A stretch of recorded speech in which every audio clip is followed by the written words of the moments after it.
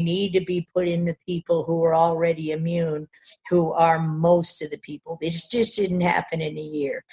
This has happened over the last 4 years. So yes, people are infected, but no, and we have at our disposal the ability to use cannabis to heal. And that's where I see is the real value in all of this, that we can start saying, wait a minute, we have a new farm bill. Wait, we can grow hemp.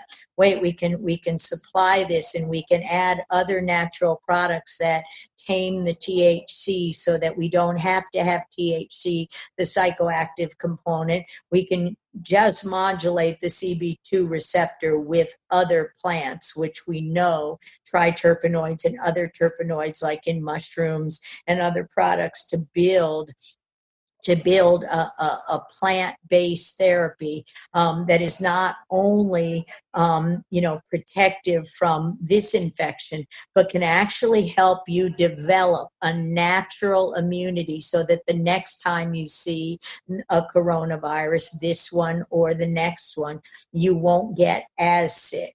You will have an immune response. You will be ready. You will in fact be immunized by cannabinoid products.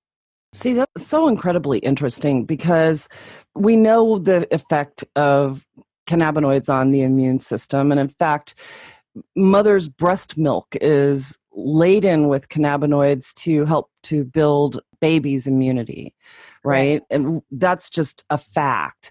So I was really heartened when I heard that in some states, they're not shutting down dispensaries because they're considering those to be essential providers, for people who are under this quarantine or stay-at-home order. And that is really good. But let's say you've got a family that's completely stressed out because there's like an elderly person living there or someone who's immune compromised living there. They're living in a state where they have access to cannabis. What would be your recommendation? How can someone build up the immunity of their family if they're purchasing cannabis? What should they buy?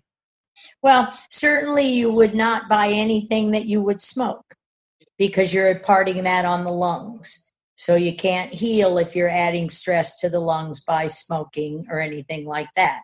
So if I were going to the dispensaries, I would be going to the grocery store at the same time. I would be getting lemons. I would be getting natural vitamin C, and I would be juicing cannabis leaves. And we here in California have, there's a fabulous product produced by a manufacturer called Verde Vita, and it's a cold press leaf juice. So if you go to the dispensary, I would be getting oils in medium chain triglyceride oils. I would be getting full spectrum. I would be to take advantage of all the natural cannabinoids of the plant and taking them sublingually. I would be going to Quicksilver Scientific, which makes a fabulous spray, broad and full spectrum hemp, and they use beta-carotene, which is a CB2 modulator, to get you that cannabinoid receptor 2 modulation. So I don't, as you probably know, we're a two-person consulting company, and we don't own or sell anything. We just learn and educate people. So we've educated ourselves over the last year. So we have the cold pressed cannabis juice. So you can juice the leaves. Find a good source, a very clean source, and make sure that they're data sheets that show what the cannabinoid profile is, and then juice the leaves in your own juicer, and along with some lemons, because the vitamin C also drives towards a type 1 interferon response, an antiviral response. So food is your medicine, and go out in the states where you can get, and it's okay if you can't have THC.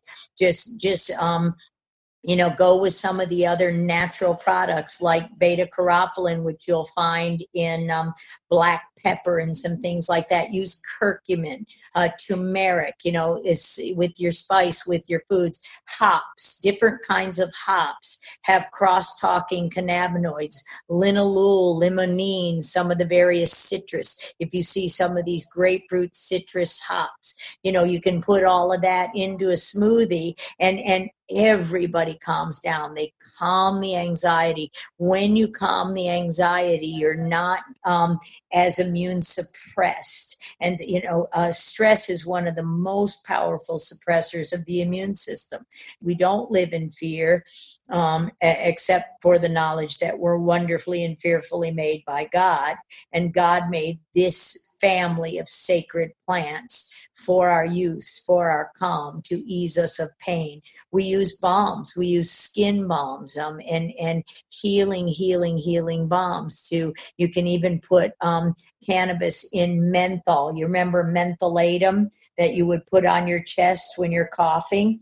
Put natural menthol essential oil and cannabis as an oil extract in that balm, and you'll drive it right into your lungs. You'll open up your lungs and you'll be able to breathe again and calm that cough, whatever the origin. So there's so many things we can do. Like you said, the young people who can go out and can buy at the dispensaries, just don't buy anything to smoke, which I would generally say essentially anytime, unless I formulated what goes into a vape pen. Anytime you put smoke of any inhale anything on your lungs, you're driving fibrosis, which would drive the pathogenesis of this particular virus, because you don't want to stress your lungs. Would the same be true of those home steam machine atomizer, maybe? Do you know what I'm talking about? Absolutely. You put your head under, like I've got a sinus formulation from a company called Pure Haven, and they make all kinds of natural product cleaners out of tea tree oils, natural antivirals, lemon, lime, and they make one particularly for sinus. So you just put, I forgot what they're called as well, but you just put that essential oil in the bottom of that, making a vape, or even your tea kettle, and put a towel over your head like we used to do, and just breathe in the leaves. Just breathe in. So that's not smoking. Just inhale it into your nose. Just put that right around. You can put the menthol right around your nose. Keep your nasal passages wet. You don't want cracked skin. You don't want a cracked throat. You don't want any inflammation. So it's no GMOs, just eat as clean, nice bone broth, chicken soup if you feel bad.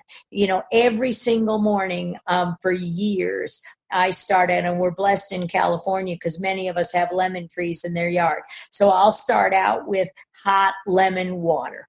Just a real good, clean, pure mineral water with lemons, and I cut them in half and use a good old-fashioned lemon squeezer, and then just put the whole thing, pulp and all, in the skin right in the middle of that glass, and drink hot lemon water. Clears the nasal passages. That vitamin C turns on the type 1 interferon pathway.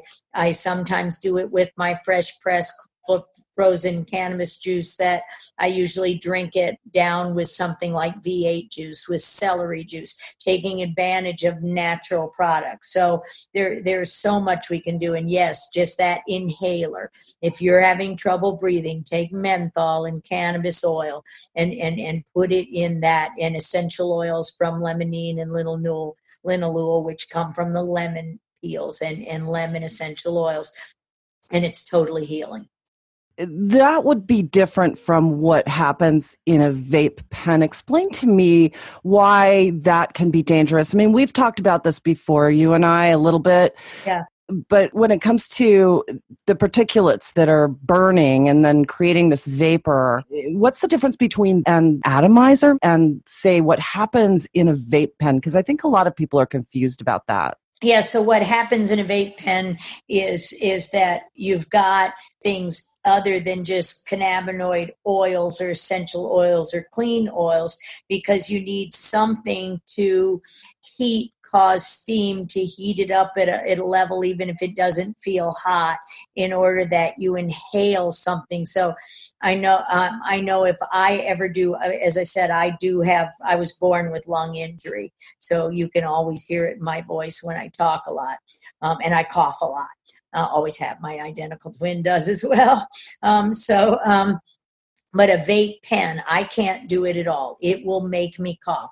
There's a smoke going through there. There are other additives, especially if you're vaping something that is, you don't know the source of it. You don't know if there are molds. You don't know if there are other chemicals, aluminums and things like in the paper. Those fibers go into your lungs and they're extremely damaging, inflammatory. So you're cutting out any kind of value of the vape for your lungs by using what happens in a vape pen. So in this time in particular, and they always blame the vaping for in the cannabinoid in the pens, but it's really the vaping itself. This is not, smoking a plant changes it. Heating something changes it. Changing the structure through a vape pen, because that puts energy to the structure, that changes it. And it is not good for your lungs. And I really don't know the science of how they generate that smoke through that vape pen. But it's one of the, I know myself, if I vape almost anything, I've never found one, it burns my throat. And again, I'm one of the susceptible. Right. And it's so different when it's just steam. Because that's going through your nose. That's just moisture. And that's, like those atomizers, that's taking a God-given essential oil. And I'm sure, just like the essential oils with cannabis and menthol, you put them together for a particular reason. And that steam just opens up your sinus passages rather than damaging them, or inflaming them is a better word. Yeah. And that was just such an issue when these sort of illegitimate or black market vape pens came out, and people were dying from what was happening to their lungs. Absolutely. Yeah. And it wasn't the cannabis in the vape. Right. Bad name, a little like people dying from supposedly a coronavirus, and that's not necessarily what's troubling their lungs right now.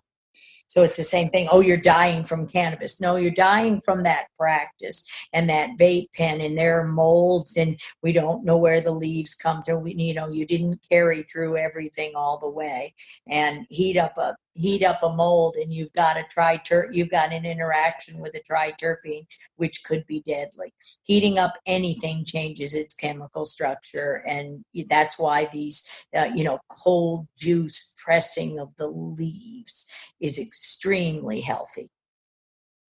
Yeah. And as we spoke with Denise Mahaffey and Jessica Chandler a few months ago, right. What we discussed were the substrates that some of these leaves were grown in, which the substrates themselves, made of cocoa coir and all that, came from sources that were just dubious. I mean, contaminated. Yeah, contaminated. I mean, the process of taking that cocoa coir and making it into a substrate, right. They soak in sewage water, and sometimes they soak in areas where there's a lot of mold and fungus.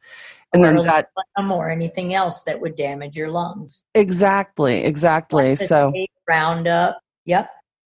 Yeah, it's really, I think that the coronavirus crisis that's going on right now is just sort of a reminder that we need to get back to some natural basics and get into a more organic way of creating these products, and paying attention to what's in our medicine and our food, and getting away from the toxic pesticides and fertilizers and all of that. I mean, and one of the interesting things about this global event is that when you look at what's happening to the earth seems to be breathing. It's like giving the earth a moment to recover from all of the carbon emissions and recover from just some of the practices. I mean, we're getting back to some real serious basics, Right. And that's what has to happen.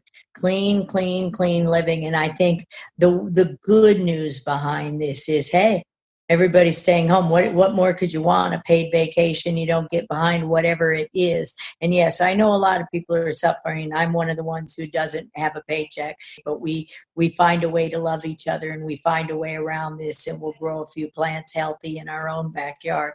We'll calm it down. We'll love and talk to each other and get back to basics.